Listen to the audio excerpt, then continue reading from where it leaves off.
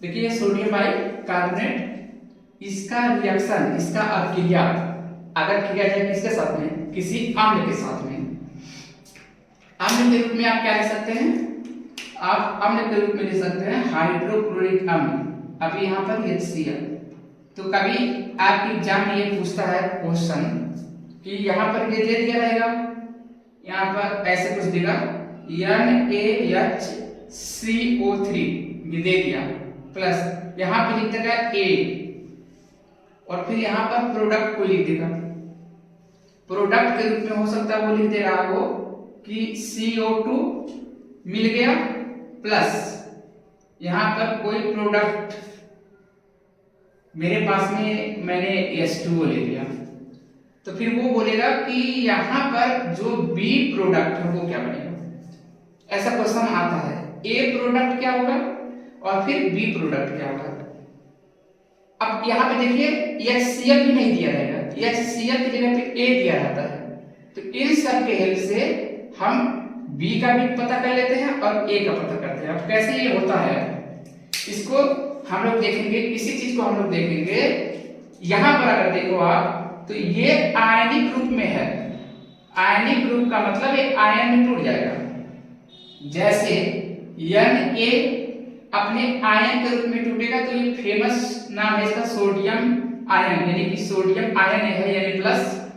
यहां पर हमारे पास क्या है, इसको अगर तोड़ा जाए तो HCO3, यहाँ पे एक प्लस है, तो इसका मतलब ये हुआ कि इस पर पूरे पर चार्ज कितना है, आवेश, तो पूरे पे चार्ज 0 है।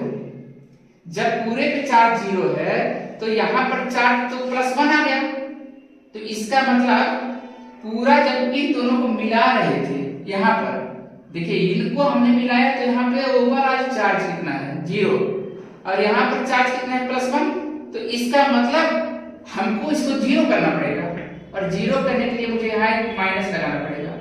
अब कोशिश करो आप लोग इसको 1 में करने का, जब 1 में करेंगे तो यहाँ प्लस है और यहाँ माइनस है, प्लस माइनस आपस में कटेगा और ये बन जाएगा। जब ये बन जाएगा तो इस पे चार्ज 0, यहाँ भी चार्ज 0, आ जाओ आगे प्लस। तो जब यहाँ पर हमने प्लस लिखा, यहाँ पर प्लस, ये क्या है HCl। हमको और आपको पता होना चाहिए कि H टूटता है H प्लस और Cl माइनस में। ऐसा क्यों होता है, क्योंकि स्ट्रांग यानी कि जो प्रबल अम्ल होते हैं वो बहुत आसानी से H प्लस निकालते हैं, तो ये H प्लस देखिए यहाँ आसानी से निकाल दिया, और अगर यहाँ H प्लस है तो इसका मतलब कि इस बगल यानी कि राइट हैंड की तरफ दाहिनी तरफ माइनस आ जाएगा, और ये माइनस ये प्लस कटेगा तो ओवरऑल चार्ज कितना 0 हो जाएगा। और दूसरी चीज हमें पता है कि सोडियम के साथ में अगर कहीं क्लोराइड मुझे दिख जाए, सोडियम के साथ मुझे क्लोराइड दिख जाए, तो ये हमको समझने में देरी नहीं करना चाहिए कि NaCl बन जाएगा। तो जब NaCl बनेगा तो मैं यहाँ लिख दे रहा हूँ NaCl, कहां से आया, यहाँ से NaCl। तो फिर सवाल ये है कि यहाँ पे माइनस है तो यहाँ तो प्लस है, भैया प्लस और माइनस आपस में रिएक्शन करता है तो ये क्या करेगा, इस H को ले लेगा और ले करके ये क्या बना देगा H, और यहाँ H, 2 बार H हो गया, तो ये बन जाएगा हमारा H2CO3। इसी को कहते हैं कार्बोनिक अम्ल। इसको क्या कहते हैं, कार्बोनिक अम्ल।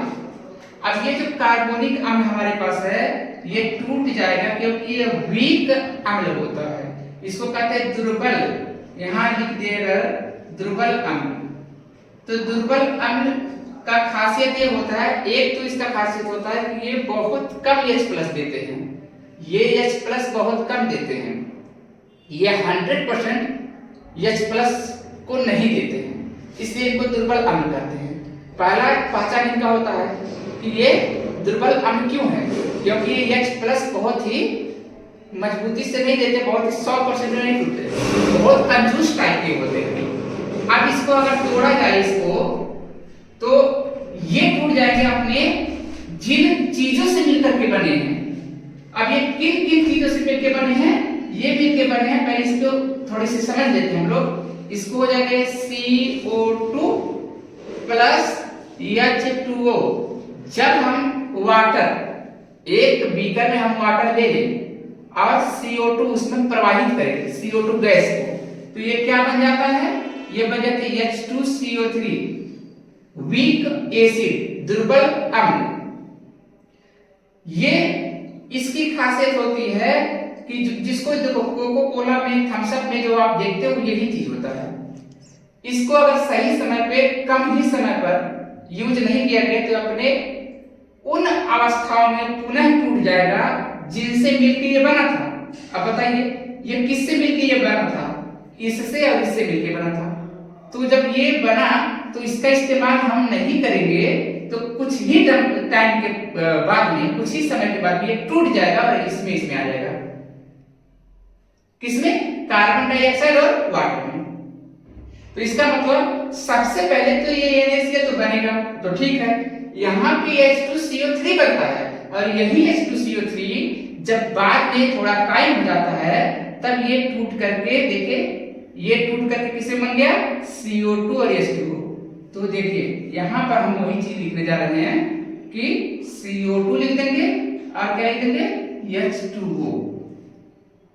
तो दरअसल रिएक्शन इसको दिखाया जाता है हमारे एनसीईआरटी में, हमारे एनसीईआरटी बुक में लिखा जाता है कि जो सोडियम बाइकार्बोनेट होता है, जिसको बेकिंग सोडा कहते हैं या खाने वाला सोडा कहते हैं, वो क्या होता है उसमें, ये फार्मूला होता है। जब किसी अम्ल से आप क्रिया करते हैं तो फिर से मैं बता देता हूं, ये वाला हिस्सा यानी HCO3 माइनस यहाँ पे और Na प्लस, ये दो भागों में टूट गया।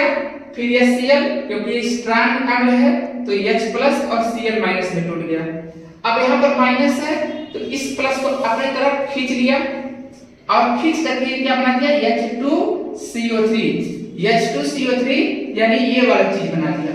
तो इनिशियली यानी प्रारंभ में ये किसमें बदलता है, H2CO3 में, जिसको कार्बोनिक अम्ल कहते हैं। आप अगर याद करो तो इसको क्या बोलते हैं, कार्बोनिक अम्ल। ये कार्बोनिक अम्ल है और ये कार्बोनिक अम्ल बहुत जल्द ही CO2 और H2O में टूट जाता है। तो फाइनली हमने ये देखा कि यहाँ पर क्या हो सकता था, तो यहाँ पर आंसर मिला मुझे HCl रहा होगा। यहाँ पर क्या मिला, तो अगर HCl आ गया तो यहाँ पे Na है, यहाँ पर Cl है तो यहाँ पे आ जाएगा NaCl, और ये चीज तो एज इट इज है। तो देखिए ये आगे जब आपस में रिएक्शन करेंगे तो सोडियम क्लोराइड जो कि साल्ट है प्लस CO2 प्लस H2O मिलेगा। Thank you.